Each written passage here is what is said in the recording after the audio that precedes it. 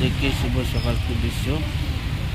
এই দেখো তারা আইজলের খুব রুল, খুব সুন্দর রুল। দেখো তারা স্কুটি পার্কিং করে রাখছে। দেখো তো আমরা শিলচার আসাম দেখো তারা স্কুটি বাইক কীরকম মানে করে তারা দেখেন এই পার্কিং করার লাগে। দেখো তারা দুইজনে সেটিং করে কি সুন্দরে তারা পার্কিং করছে।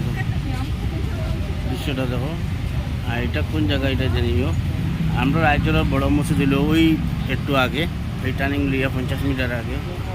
এই দেখো তারা স্কুটি পার্কিং করে কি সুন্দর।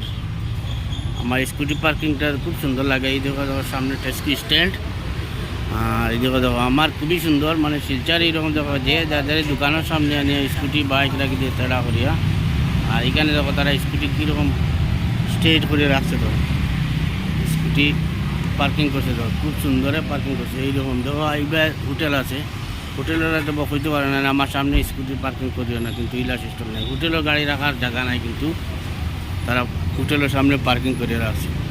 তারা রুল ইগো আলাদা। এদিকে দেখো ট্রাফিক জ্যাম লাগছে, একটু জুম করে দেখাই। দেখো ট্রাফিক জ্যাম।